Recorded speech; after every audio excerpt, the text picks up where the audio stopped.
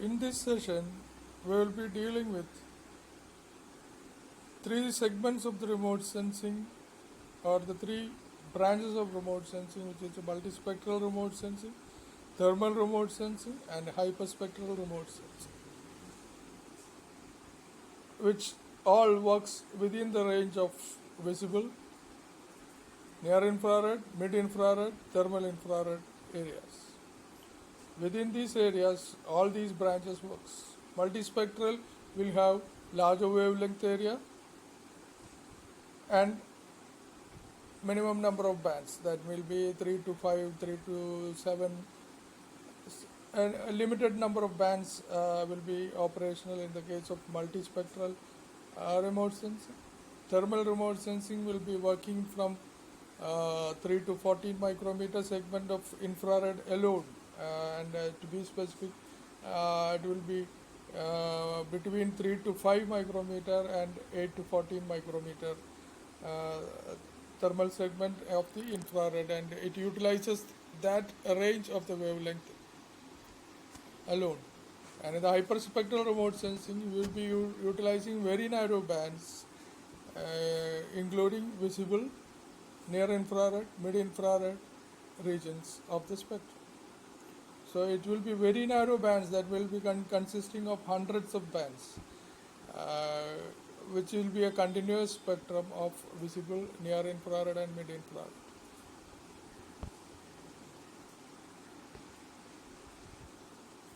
And multispectral scanners selectively sense the energy reflected in multiple narrow bands, as I've told above. All these reflections from the objects of different wavelengths will be sensed by a specific number of sensors which are sensitive to that wavelength. So multispectral scanners operate in the visible, near infrared, mid infrared regions, including thermal infrared regions for the thermal remote sensing. A wide range of 0.3 to 14 micrometer is used for all these multispectral scanning purposes, including thermal. And thermal, we need to have specific thermal scanners which can operate in the thermal range of 3 to 14 micrometer range of the infrared. In the case of hyperspectral scanners, we will be having hundreds of narrow bands, hundreds of narrow wavelength regions to be sensed, and we will be getting hundreds of bands of contiguous spectral bands in the visible, near infrared, mid infrared part of the electromagnetic spectrum. And in the multispectral imaging, we simultaneously acquire images in multiple bands of the electromagnetic radiation spectrum. Most commonly, Indian satellites, American satellites, and all other satellites utilizes 4, 5, 6, 7, or within a discrete limit of bands. In the case of Indian satellites like IRS, LIST 3, LIST 4 sensors, and the LIST 3 has got 4 bands in the multispectral region, which is 0.52 to 0.59, 0.62 to 0.68, 0.77 to 0.86, 1.55 to 1.7 micrometer. That's including visible and infrared segments. 3 in the visible region and the near infrared region, 1 in the middle infrared region of the electromagnetic radiation. In the case of Landsat, American satellite, Landsat multispectral, it has got 4 bands, 0.5 to 0.6, 0.6 to 0.7, 0.7 to 0.8, and 0.8 to 1.1 micrometer. So, all these multispectral segments will have large wavelength bands compared to hyperspectral.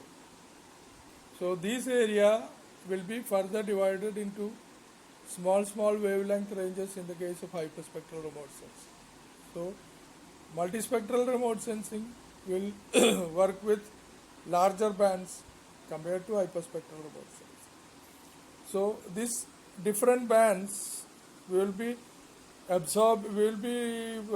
sensing the reflectance of an object in the blue band, that is 0.425, or 0.5 to 6 in the green area, 0.6 to 7 in the red area, 0.7 to 8 in the infrared area, 0.8 to 1.1 in the mid-infrared area. All these region we will be sensing the same object, and we will be getting the different reflection characteristics of the object to identify that object from the other objects and to identify the characteristics of the object itself. So, why we use multispectral imaging is that we have told in the previous sessions also. If you have only one large band of visible segment, we may not be able to differentiate between objects, differentiate the characteristic of the objects because of a single wavelength characteristic, and the reflection will be same for most of the objects. Our identification capability or the resolving power will be very less if you use a panchromatic image or a single band of visible or infrared area. But if you use multispectral characteristics, we will be subdividing the visible and infrared region into subclasses, and we are identifying the characteristics of the reflection in each of these bands, which helps us to differentiate between objects and to identify more objects on the Earth's surface. The spectral reflectance of features are different in different wavelength bands. Features can be identified from the image by comparing their responses over different distinct spectral bands. In the figure given below, you can see the spectral reflectance curve of different objects in different wavelengths. You can see water, vegetation, and bare soil. And you can see the wavelength ranges from visible to infrared region. And you can identify the water reflection of water 0.4 to 0.7. It peaks in the green area, 0.5 area. You can see here. So 0.6 area it peaks up, and its reflection is limited into the visible spectrum.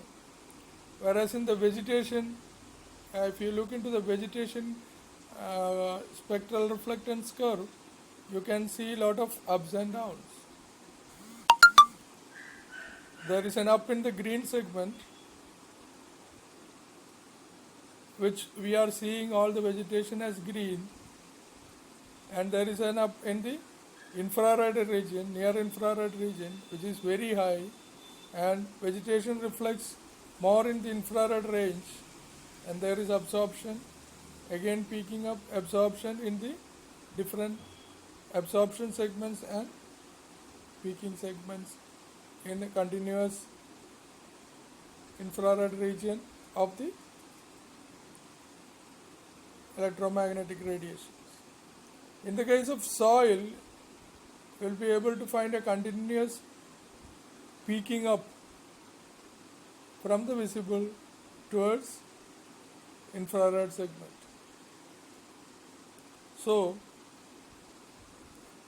all these differences helps us to differentiate between objects at particular wavelengths. We will be able to identify water, soil, and vegetation because of these spectral reflectance characteristics in different wavelength bands. So if you can see somewhere near 0.7, the soil and vegetation having the same reflection, which makes the reflection or the spectral reflectance curve cross. And somewhere here in the 1.3 region, it again crosses. So in that, if you take an image in that region, you will not be able to differentiate between soil and vegetation. So we will have to see which type of image we will have to look into for differentiating between these soil and vegetation. So infrared region will be best to differentiate between soil and vegetation. And also in the visible region, we have got visible difference between soil and vegetation and water. So soil, vegetation and water has got two distinct, individually distinct spectral reflectance curves in the visible area and in the infrared area, which is utilized in the multispectral remote sensing to identify objects. So water and vegetation, broad classes can be separated using very broad wavelengths. That is, visible area as such can be used to differentiate between water, vegetation and soil. But to identify within the classes, more specific classes of vegetation type, rock classification and all, we need to have very narrow specific branch, specific wavelengths, so that all these objects can be identified. Here you can see all these blue, green, red, infrared and false color composite of the same area. You can see how the water and land, water, vegetation and land, all these things can be differentiated between how they reflect in each band can be seen. All the bands are specific in their characteristics of reflection between objects. So individually, in the gray shades, the differentiation is not easy as a mapping of a land use is concerned. If you want to map land use, all the vegetations to be removed, to be mapped, soil to be mapped, water bodies to be mapped on these things, it is very difficult if you are doing it in a single band image. But if you go for a false color composite or a true color composite, you will be able to map all these vegetation. All these red seen in the false color composite is vegetation, and other you can see the fallow area, soil, bare soil areas, a fallow area, water body and the river. All these things can be identified from the false color composite, which is more visually specific compared to single bands, and that image processing techniques can be used to identify all these things, and mapping of land use categories and all other different uses can be choiced out with the help of different techniques called image processing or visual interpretation, or it depends on what are your requirements. Based on the requirements, you will have to select the type of image and type of bands. What is your requirement of mapping makes the best thing, and which bandwidth is required to identify between objects. So it depends on your need that you will have to choose the images. There are two types of multispectral scanners available in the satellites, depending upon the countries which prefer across track scanning and along track scanning methods. Across track is also called whisk broom, along track is called push broom. There are two types of scanning mechanisms. Indian satellites mostly have push broom scanning mechanism. American satellites like Landsat has got across track or whisk broom scanning mechanism. Let's see in detail what is whisk broom and push broom mechanism. Across track mechanism is a mechanical system where the scanning mirror rotates. It's rotate or oscillating mirrors, and it's fitted with a prism or a filter mechanism where this reflected electromagnetic radiation from the object will hit the scanning mirror, and it will hit the prism with the filtering mechanism, and then it goes to the detectors or sensors that is placed for individual wavelength like near infrared, red, green and blue, which senses the wavelength reflection characteristics as DN numbers or gray values between 0 to 255 if it's an 8-bit data. So that is the across track scanning mechanism where rotating and oscillating mirrors are used. Scan lines are right angles to the flight line. Basically it scans perpendicular to the flight line. So if the flight line is from south to north, it scans from east to west. So that's the scanning mechanism, and it scans continuously, measures the energy from one side to the other side of the scanning. So it will be fitted with sensors. If it is having a 4-band, it will be fitted with 4 sensors, and the scanning will be from left to right as the mirror oscillates. So the across track scanning, basically the incoming radiation is separated into several thermal and non-thermal wavelengths based on which type of sensors it have. Thermal and non-thermal wavelengths will be separated by a dichroic grating and a prism, which is a filter mechanism, as I have told earlier. And from this filter mechanism, it goes to an array of electro-optical sensors, detectors. So array of electro-optical detectors detects these filtered wavelengths, reflections, and convert it into DN numbers of gray values. So it has got a peak spectral sensitivity. These electro-optical detectors or charged coupled devices, CCDs, will have peak spectral sensitivity at a specific wavelength. Specific wavelength in the sense it can have a sensitivity in the blue band area, it can have a sensitivity in the green band area, it can have a sensitivity in the red band area, it can have a sensitivity in the infrared area, near infrared, mid infrared and thermal infrared area based on the sensors available, and is used to measure these wavelengths that reaches separately. In the along track scanning is also known as push broom scanners that we have already discussed. The whisk broom scanners, which is a mechanical scanner which moves from left to right across the flight line. Here in the push broom type of scanners or the along track scanning mechanism, we have no scanning mirrors that is moving, though there is no mechanical systems.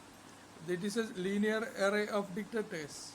Detectors or the charge coupled devices are arranged in rows and it moves along with the flight. The sensors are arranged at different wavelengths. Different wavelengths sensors are arranged from left to right based on the swath width. The number of detectors need to be fixed. The more it requires a lot of sensors to be fitted than in the case of a whisk broom. As it moves from one direction to the other, there is no need of large number of sensors to be placed. In the case of along track scanning or push broom scanning, we need to have detectors fixed for each ground resolution cell or the resolution characteristics and the swath width. So the number of sensors depends on the swath width and the resolution, ground resolution cell. So a linear array of detectors is used to simultaneously record the energy received from the multiple ground resolution cells along the scan line. The array of detectors are pushed along the flight direction to scan successive scan lines in push broom scanners. Size of the ground resolution cell is determined by the instantaneous field of vision of a single detector. We can see here instantaneous field of vision of an array of detectors can be seen in the figure, and instantaneous field of vision of a single detector can be from the same figure from a single detector. So it depends on the ground resolution or the resolution, as we told in the spatial resolution. The resolution characteristics depends on the capability of the resolving power of the sensor, an individual sensor. So an individual sensor can sense 23.5 meter by 23.5 meter, then the resolution is 23.5 meter ground resolution. So 23.5 into number of detectors need to fitted to cover the swath width. That much number of detectors need to be placed in the case of push broom scanning. So there are some advantages in the case of along track scanning and across track scanning.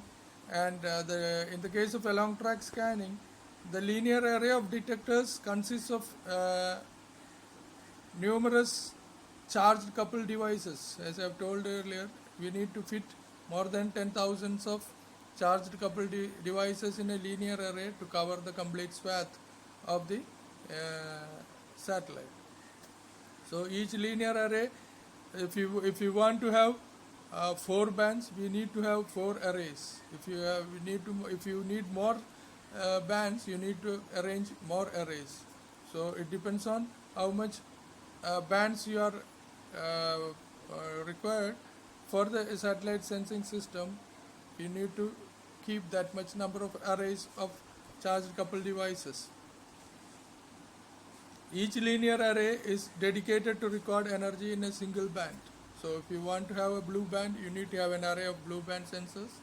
If you need to have a red band, you need to have an array of red band sensors, green band sensors, infrared, near infrared, middle infrared, thermal infrared. All these individual linear arrays need to be fixed in the case of push broom.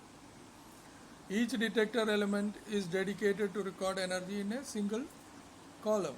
So it keeps records of that particular location of instantaneous field of vision at that time and moves to the other when the system moves. The arrays of detectors are arranged in a focal plane of the scanner such that each scan line is viewed simultaneously by all the arrays.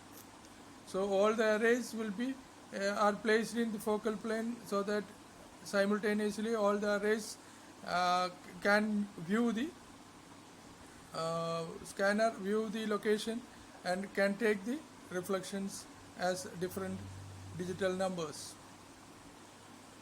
And in the case of along track scanning or the push broom scanning, we have got a lot of advantages. The linear array of detectors provides longer dwell time because since it is moving along the satellite, it has got more time compared to the across track scanning because it's a moving system again across the flying direction or the satellite path.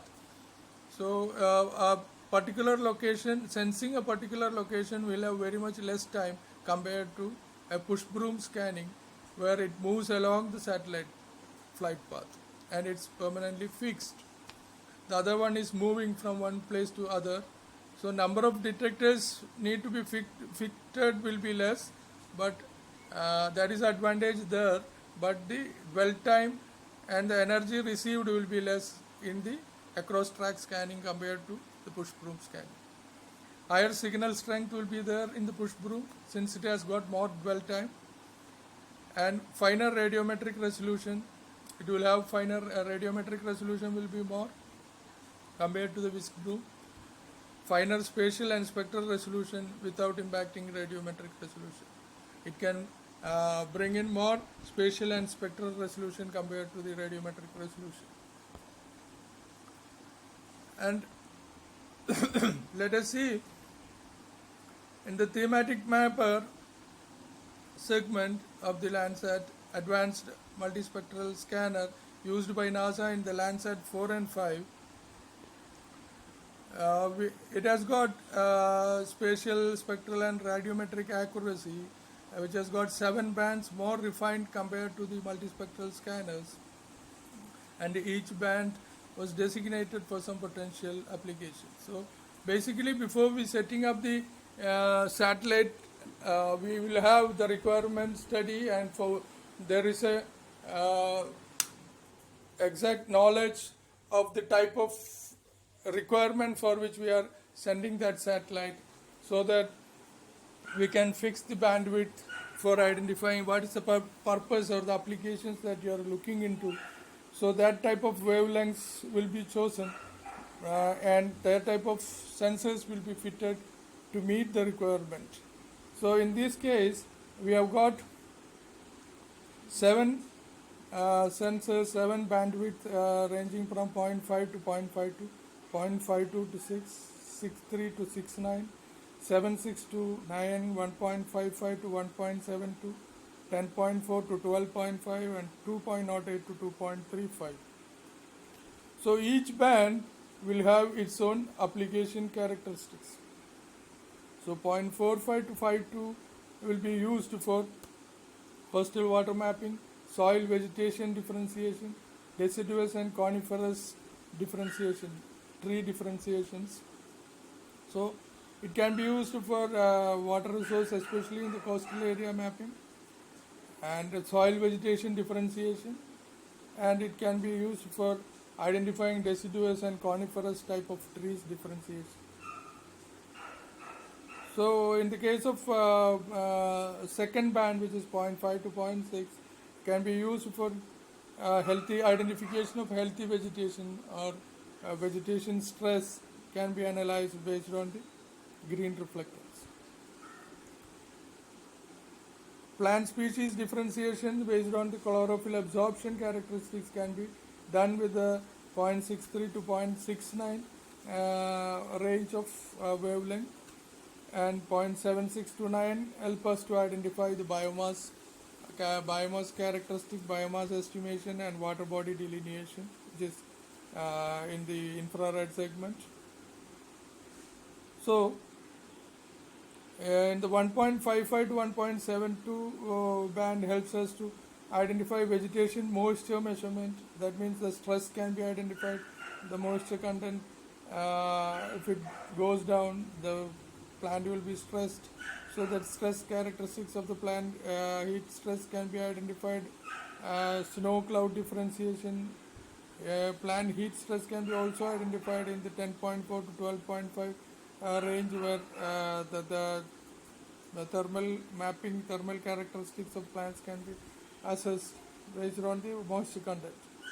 And also hydrothermal mapping can be done with the help of 2.08 to 2.35, all the hydrothermal characteristics of the earth, and the object, and the thermal springs, volcanic characteristics, all these things can be mapped with the help of 2.08 to 2.35 micrometer band of the thematic mapper of Landsat, and that multispectral scanning